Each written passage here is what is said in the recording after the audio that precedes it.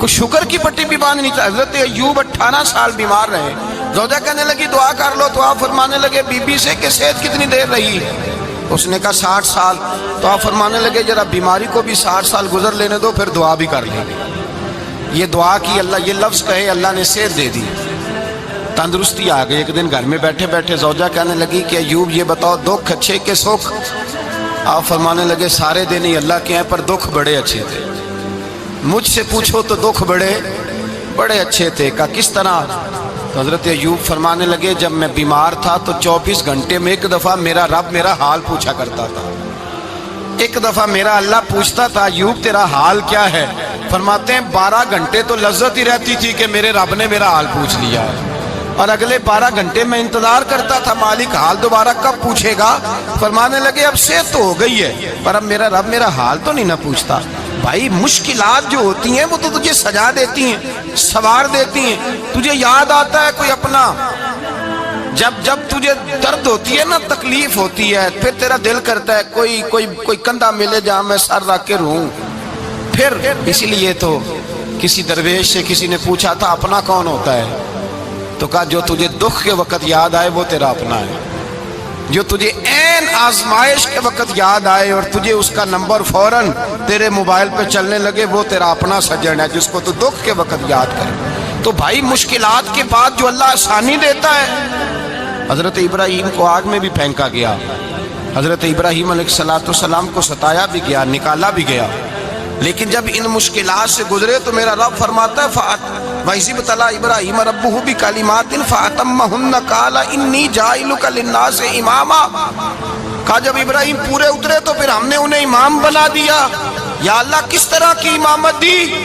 فرمایا میں نے اتنی اعلیٰ شان عطا کی ہے کہ اپنے لاڈلے رسول کو جناب ابراہیم کی نسل میں پیدا فرما دیا ہے. میں نے مصطفیٰ کو ان کی نسل میں پیدا کر دیا، قیامت تک کے لیے ان کا وقار بڑھا دیا. اللہم صلی علی محمد وعلی آل محمد کما صلیت علی ابراہیم وعلی آل ابراہیم. ان کی عظمت بڑھا دی اس لیے کہ جب وہ آزمائش سے گزر کر کے آئے پھر جو آسانی دی. میرے نبی پاک صلی اللہ علیہ وسلم نے دین ابراہیمی کی بہت ساری چیزوں کو رکھا. کہا میں ملت ابراہیمی پہ ہوں.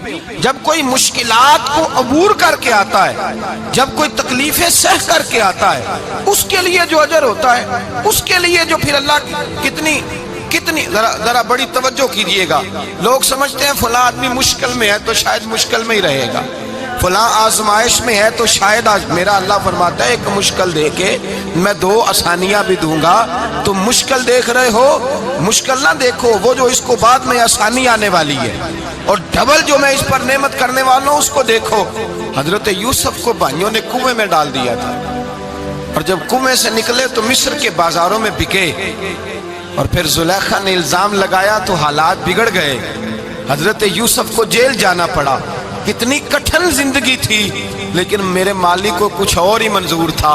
کنویں میں گرنے والے، بازار میں بکنے والے، جیل میں جانے والے، الزام لینے والے جناب یوسف کو رب کریم نے اسی مصر کا بادشاہ بنا دیا.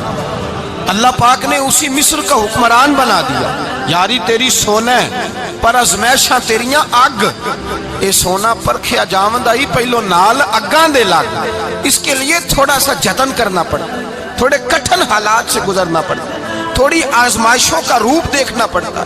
ہم چاہتے ہیں کہ ہمیں چھیڑے کوئی نہ کوئی تکلیف نہ آئے، کوئی آزمائش. یہ ہو نہیں سکتا میرے بھائی. نامی کوئی بغیر مشقت نہیں ہوا. 100 بار جب عقیق کٹا تب جا کر نگی ہوا. ہم چاہتے ہیں کہ ہمیں کچھ بھی دقت نہ آئے، مشکلات نہ آئے. اور مشکلات تو انسان کو سنوارتی ہیں بھائی، وہ تو نکھارتی ہیں. کبھی پوچھا کرو جا کر کے کسی گندم کے دانے سے کہ تو کہاں سے ہو کے آیا ہے، کہاں سے نکل کے آیا ہے، تو وہ بتلائے گا کہ بڑے مشکل مراحل سے گزرا ہوں اور پھر اللہ نے مجھے طاقت دی ہے کہ میں انسان کے وجود کا حصہ بناؤں. تو بھائی کٹھن مراحل، آزمائشیں، تکلیفیں یہ انسان کو بڑا انسان بنا دیتی ہیں. یہ اس کے لیے ترقیوں کا پیش خیمہ ہوتی ہیں. ہمارے جوان پریشان ہو جاتے ہیں، عورتیں خاص کر کے اس بات پہ توجہ کریں، وہ بڑی جلدی غم لے جاتی ہیں. وہ کہتی ہیں جانے میرا کچھ ہوگا ہی نہیں، جانے میرا کچھ ہو ہی نہیں سکتا.